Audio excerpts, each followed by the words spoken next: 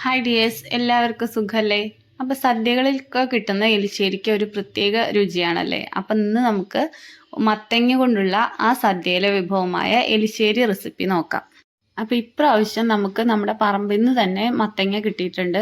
ഇവിടെ പറമ്പിലുണ്ടായ മത്തങ്ങയാണ് ഇട്ടത്.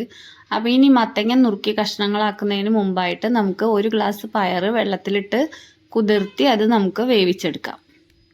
എലിശ്ശേരിയൊക്കെ വെക്കുമ്പോൾ നമ്മൾ മൂത്ത മത്തങ്ങ നോക്കിയെടുക്കാൻ പ്രത്യേകം ശ്രദ്ധിക്കണം.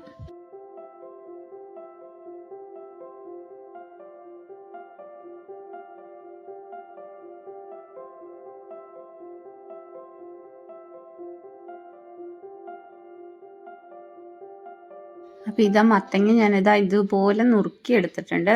അധികം വലുപ്പവും ഇല്ല, അധികം ചെറുപ്പവും ഇല്ല. അതുപോലെ വേണം മത്തങ്ങ നമുക്ക് നുറുക്കിയെടുക്കാനായിട്ട്. അപ്പോൾ ഇതാ ഇനി നമുക്ക് ഈ മത്തങ്ങ കഷ്ണങ്ങളൊക്കെ ഒരു ചട്ടിയിലിട്ട് കൊടുക്കാം. എന്നിട്ട് അപ്പം നിങ്ങൾക്ക് വേണമെങ്കിൽ പയറ് വേവിച്ചതിന് ശേഷം അതിലേക്ക് കുക്കറിൽ തന്നെ ഇട്ടിട്ട് മത്തങ്ങ ഒരു ഒറ്റ വിസലിന് വേവിച്ചെടുക്കാവുന്നതേ ഉള്ളൂ. പക്ഷേ ഞാനിവിടെ നിന്ന് നാടൻ രീതിയിൽ ചെയ്യാമെന്നാണ് വിചാരിച്ചത്.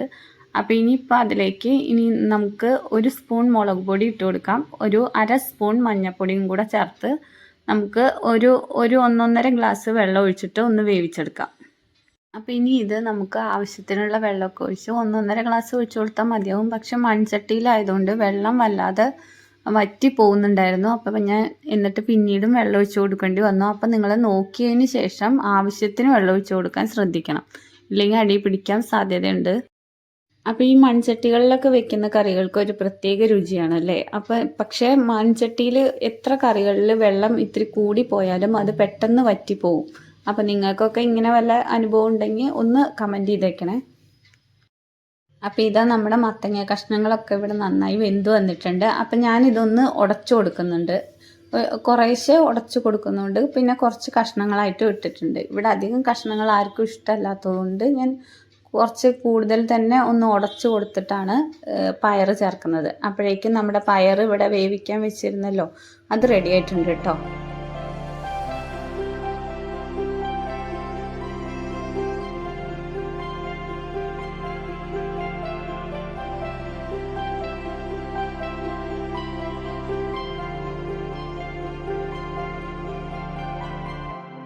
അപ്പോൾ നമ്മുടെ പയറും ഇവിടെ നന്നായി വെന്ത് വന്നിട്ടുണ്ട്. അപ്പോൾ ഇനി നമുക്ക് ഇതിലും കുറച്ച് വെള്ളം നിൽക്കുന്നുണ്ട്.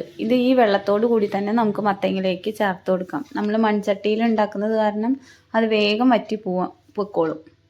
ഇനി നമുക്ക് ഈ പയറ് മത്തങ്ങയിലേക്ക് ചേർത്തതിന് ശേഷം ഒരു 5 മിനിറ്റ് വരെ ഒന്ന് തിളപ്പിച്ചെടുക്കാം. അപ്പോൾ വീഡിയോ ആരെങ്കിലും സബ്സ്ക്രൈബ് ചെയ്യാതെ കാണുന്നവരാണെങ്കിൽ ഒന്ന് സബ്സ്ക്രൈബ് ചെയ്ത് സപ്പോർട്ട് ചെയ്തേക്കണേ. തൊട്ടടുത്തുള്ള ബെല്ലൈക്കണും കൂടി ഒന്ന് ഇനേബിൾ ചെയ്ത് വെക്കാൻ മറക്കരുത് കേട്ടോ. അപ്പോൾ പിന്നെ ലൈക്കും ഷെയറും കമൻറ്റും ഒന്നും ചെയ്യാൻ മറക്കരുത്.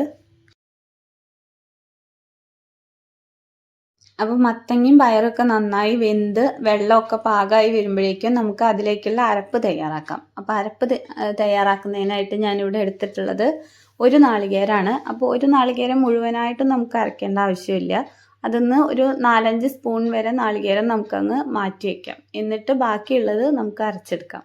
അതിലേക്ക് നമുക്ക് ഒരു സ്പൂൺ ജീരകം, അല്ലെങ്കിൽ അര സ്പൂണോളം ജീരകത്തിൻ്റെ ടേസ്റ്റ് ഇഷ്ടമല്ലാത്തവരാണെങ്കിൽ ഒരു അര സ്പൂൺ ചേർത്താൽ മതിയാവും. അപ്പം ഞാനിവിടെ 1 സ്പൂൺ ചേർക്കുന്നുണ്ട്. അപ്പോൾ ഒരു നാളികേരത്തിൽ നിന്നും ഇത്ര നാളികേരം ഞാനിവിടെ മാറ്റി വെച്ചിട്ടുണ്ട്. അപ്പോൾ ഇത് നമുക്ക് അവസാനം എലിശ്ശേരിയിൽ ചേർത്ത് കൊടുക്കാം.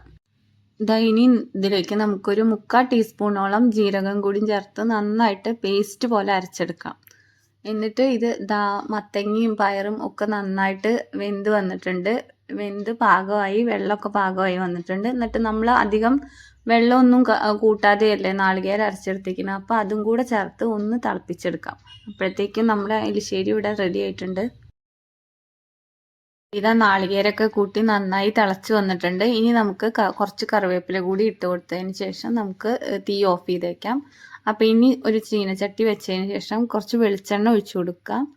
എന്നിട്ട് അതിലേക്ക് കുറച്ച് കടുക് ഇട്ട് കൊടുക്കാം. ഒരു 2-3 സ്പൂൺ കടുക് ഇട്ട് കൊടുക്കാം. എന്നിട്ട് കുറച്ച് വറ്റൽമുളകും കൂടി ഇട്ട് നന്നായി മൂപ്പിച്ചതിന് ശേഷം പിന്നെ നമുക്ക് മാറ്റി വെച്ചിരിക്കുന്ന നാളികേരം കൂടി ചേർത്ത് ഇളക്കി കൊടുക്കാം. അപ്പോൾ നാളികേരം നന്നായിട്ട് മൊരിഞ്ഞ് വരണം. അതാണ് എലിശ്ശേരിയുടെ പ്രത്യേക ടേസ്റ്റ്.